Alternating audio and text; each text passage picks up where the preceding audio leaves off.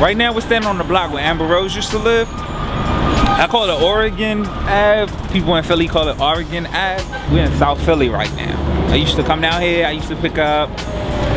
She wasn't driving at the time, so I used to come down here. I used to pick up. You know, we used to chop it up, eat at Ralph's Pizza down the street. I think Oregon Diner was like one of her favorite spots or whatever down here. And I remember, I'll never forget, she, me, her brother, we all went down to Oregon Diner, and she had just came back from LA in Hawaii from hanging with Kanye. And she was telling us like, okay, this is what we're gonna do. Kanye's offering like a lot of money, blah, blah, blah. And it was just basically a setup that she was wanting us to do. And I'll never forget, we was at Oregon Diner, and we were sitting there talking, and she and her brother was sitting there talking about how they were gonna get more money and how they were gonna get, you know, her brother was gonna start his business and all this other stuff. But the whole conversation was just like, it wasn't good business. It was business that, you know, shouldn't have been talked about. It was basically scheming on trying to get over on Kanye. And I just basically said, you know what, I don't want any parts of this. And I remember at the Oregon Diner, I remember not wanting to be a part of it. And when we left that Oregon Diner, that was the last time that I ever, you know, had to sit down with them and talking about anything.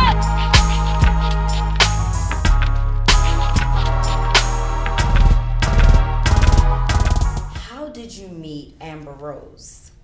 I met Amber Rose at a photo shoot. Amber Rose is from Philadelphia, and I went to school, Temple University in Philadelphia.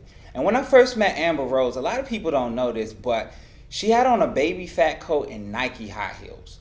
But what I saw about Amber Rose was that she had a star quality potential. Even though she wasn't dressed star quality, I saw the star quality potential in her. Her modeling wasn't going where she wanted it to go, and she wanted to quit modeling, and I convinced her to stay. If she worked with me, I would make her famous. 2 months later, I got her, submitted her pictures to Kanye West for the Where Are You Yeezy blog. I submitted it via email to Kanye West, and Kanye West liked her pictures and wanted to shoot her for the RoboCop video.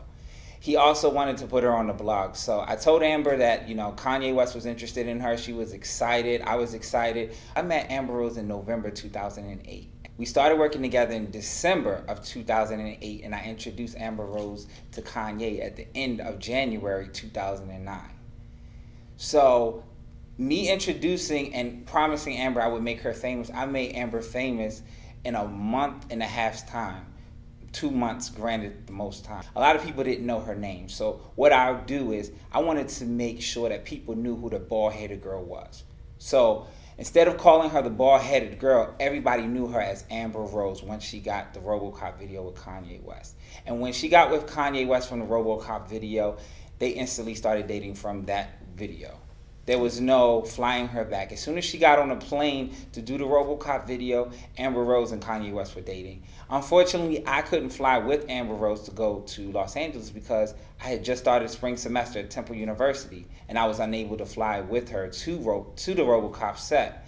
And so what I did was, me and Amber had a verbal agreement that I would get 20% of any work that I got her, and along with a shout out or a thank you in Elle or Complex magazine after she got with Kanye West and did the RoboCop video, because Amber couldn't afford to pay me monthly a monthly service charge for the services that I rendered to her. So that was our agreement between me and Amber Rose, and that agreement was not kept on her end. My end to make her famous and get the 20% was kept on my end, but her end to pay me the money back from the 20% that she made on the RoboCop video was not kept on her end. Why didn't you sue Amber Rose for not paying you the 20% for that video?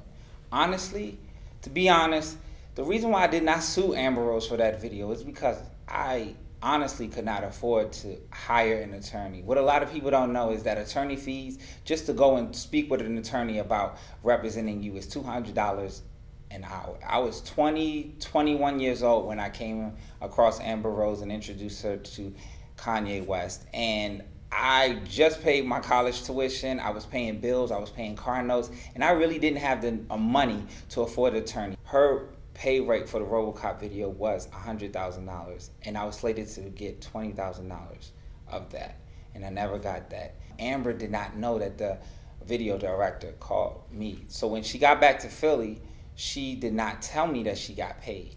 She took me out to dinner, and I'll never forget. We were out to dinner, and usually when I take Amber out, I usually cover the bill and pay for it. And I remember her giving that look to me. She gave a look as I was going to pay for it, and she looked and said, "No, Janero, I will pay for this. You've done enough for me." And she pulled out a load of money. And I'm not one to get in people's pockets, but to this day, I knew that was part of my money that she was paying for that bill, but she didn't want to tell me that she got the money for the RoboCop video. At what point did you realize that she had no intentions of paying you anything? After that dinner, I knew that she had no intentions of even telling me. So I had said, she probably doesn't have any intentions of paying me for the video. The thing that hurt me most about the whole situation is that while Amber was out in Los Angeles shooting a RoboCop video, Amber had a T-Mobile sidekick that was prepaid. And she called me and she told me she did not have enough money to put minutes on her phone. So what I did to make sure that she had minutes so that she can talk to her family, her mom, and keep in contact with me if anything happened, what I did was I took my own money out of my own pocket and put minutes on her phone while she was out in LA. And also, after the video was wrapped, everybody wanted to go to a restaurant, and Amber didn't have a dress to go to the restaurant.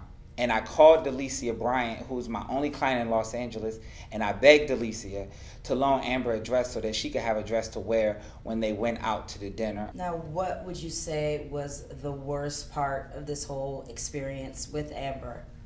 The worst part of this whole experience with Amber, the whole experience was cathartic for me.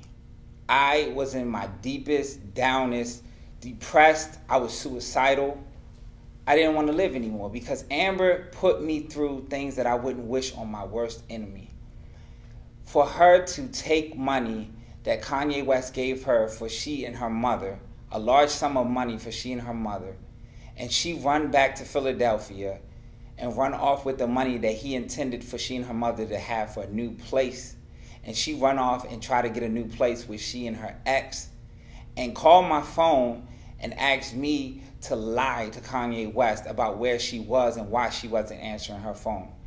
I remember that day like it was yesterday. She called me up and told me that Kanye West might call me asking where she is, and that she just landed in Philadelphia and her ex and her were going to look for new homes. So she wanted me to tell Kanye if he called me that she left her phone over my house, and that is why she wasn't picking up, because she didn't have the phone.